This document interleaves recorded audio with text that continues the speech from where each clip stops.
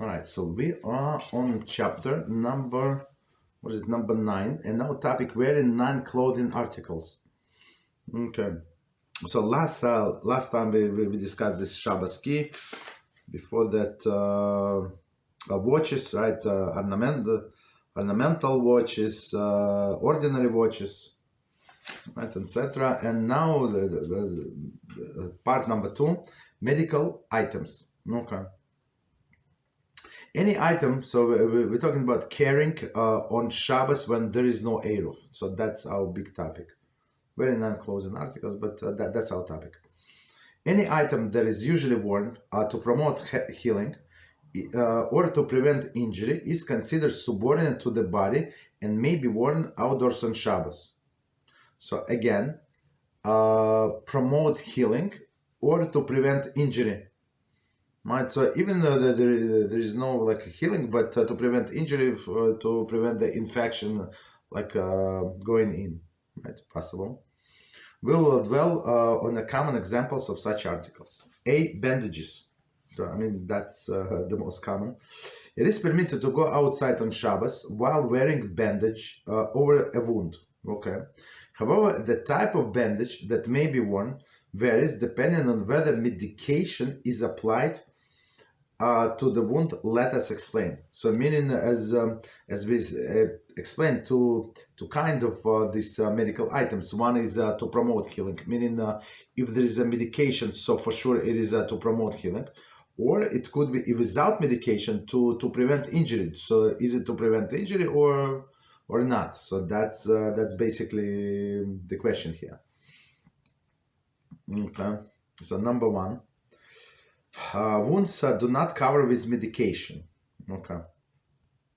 If a wound is not treated with ointment, right, but is merely covered with a bandage to prevent scraping or infection, one should lechatchila, there is, if all possible, use the bandage of item of negligible value that will be discarded after the use. For example, Band-Aid.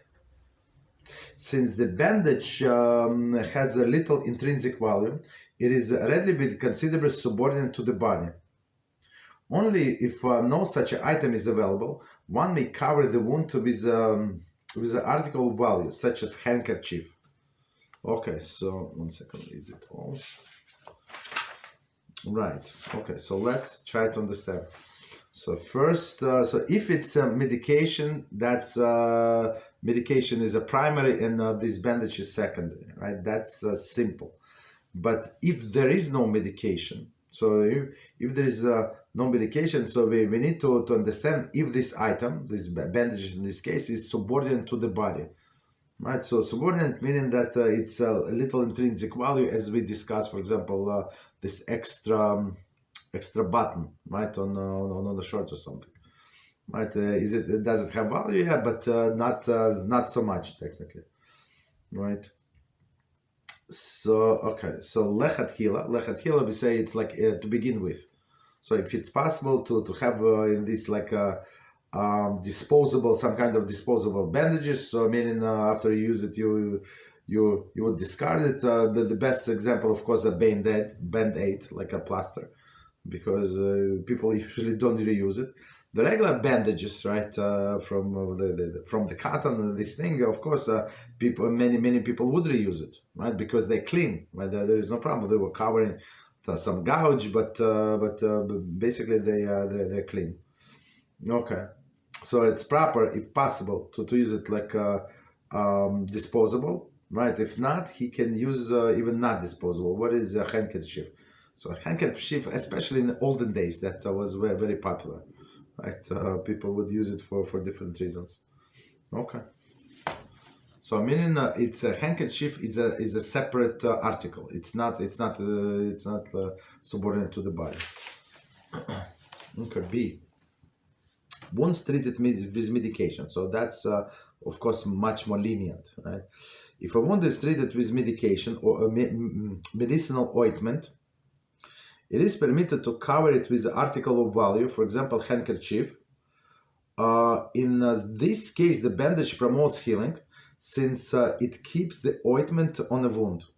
It is therefore considered subordinate to the body, even if it's a valuable article. Right? So there is, of course, there is a different issue that we discussed in different book. Right? If you were allowed to apply medication, like in what cases we can use medication, because in some under certain condition, this medication is going to be like you would not be allowed to smooth it, right? Because it's it's a different prohibition. Just a second. So commenters say it is not always permitted to apply medication on the wound on Shabbos.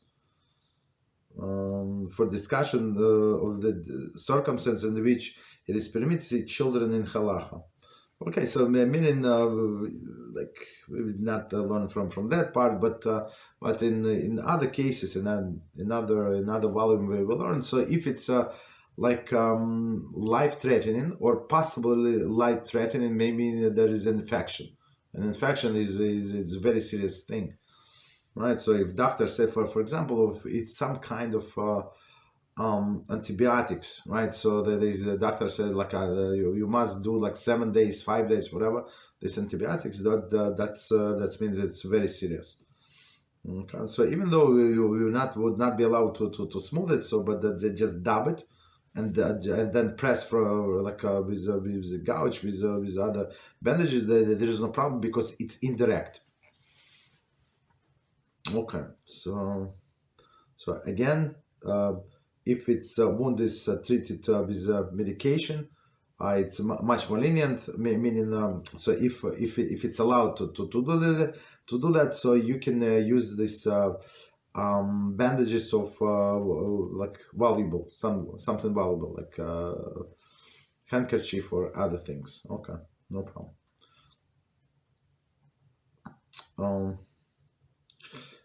So continue. Number 3, securing a bandage. If a wound covered with a gauze, or similar bandage,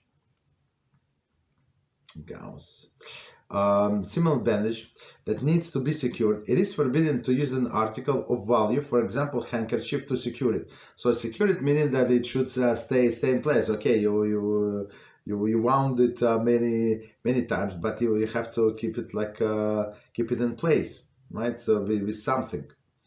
Okay, so he's saying that so it is forbidden to do it with the valuable articles. In this case, the item used to secure the bandage must be deemed subordinate to the bandage. And a valuable article cannot be considered subordinate to it, especially if this bandage is disposable and now you're using the valuable article. Does not make sense, right? However, one is permitted to secure the gauze bandage with a band-aid, medical tape. Again, this band-aid is no problem, but medical tape is a problem. What is the problem? Because you have to cut it. Okay, but we'll see. Special bandage clips. So I think that's the best ones. Bandage clips, right? It's like it goes from one side to another side, or with a safety pin. So safety pin is also like a very, very good solution, as we learned before. Safety pin. Okay. So again, how you can secure it? Secure with a band-aid. So for sure it's disposable. Medical tape as well, right? Disposable. I mean, a band-aid is more like the way I see it, more practical solution. Because medical tape you have to cut. Right, it's usually on a roll. You have to cut from the roll, which is a problem. Special bandage clips, also there's no problem, or safety pins, also a good solution. These are considered subordinate to the gauze bandage, even though they will not be discarded after the use, since their primary function is for fastening. So fastening, it's for sure it's subordinate, always subordinate to something else, even though we're not planning to I mean, the Band-Aid, of course, we're going to dispose of, but these safety pins, right? These other things we're going to keep. However, it is forbidden to cut a medical tape on Shabbos. Okay, exactly. Therefore, there is certain restriction concerning the attaching medical tape or a Band-Aid on Shabbos. Band-Aid on Shabbos, what is a possible problem? We learned before, if you don't since it's like it's milach of sewing, right? Meaning attaching to separate things, right? So it's milach of sewing. So you cannot throw out all of the bandages after you're done. So you have to undo it and then undo this Band-Aid. So before discarding it. So it's very, very important. And the problem with the medical tape, as we said, to cut it. But if a person prepare beforehand, for example, of course he knows he knows that he would need over Shabbos, I don't know, like 5 pieces of Band-Aid, so he can pre-cut and stick it to something, right? So it is possible to use it. Number 4, ace bandages. It is permitted to wear the ace bandage outdoors to relieve pain, to promote healing, or to prevent injury. So the ace bandage is, the way I understand, like a big one, like a big bandage, just sticks to the body, right? So I mean, it's not going to fall off by itself, and it's to prevent pain, right? Like people put it on the lower back, and I just walk behind a person, elderly person. He has a back problem. It's such a pain just to watch this person, walking up the stairs. Such a pain. It's unbelievable. So one step, right? Another step, right? So this, so to remove this pain even temporarily, so they would say like a hot or cold, these bandages. Okay. So number 5, slings. It is permissible to wear a sling outdoors to support painful arm. So sling to hold the arm up, right? So all right. So since it is for healing purposes, otherwise it would not heal correctly if you just let it down, right? So that's why we are allowed to wear on Shabbos. Okay. So number 6, cast and splints. Right. It is permitted to go outdoors while wearing a plastic cast, a splint, or any similar bandage. Or today they have like a soft cast. Right. It is so, but it is still to promote healing. You cannot put regular shoes. Okay. Right, or plastic, plaster cast. I said plastic, plaster, the old style ones. Okay.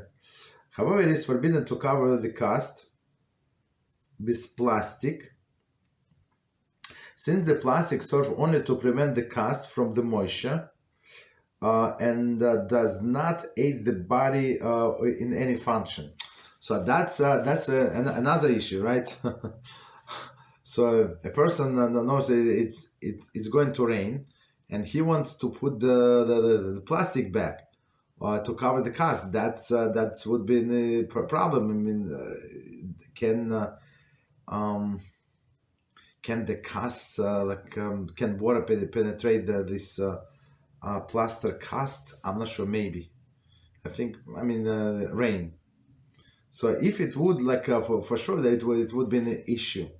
Right, I mean, right. It would be an issue, but if it's completely covered, right? For example, foot, and now a person wants to put a plastic bag, that would be an issue, right? Because he or she protects only the cast, not the body itself.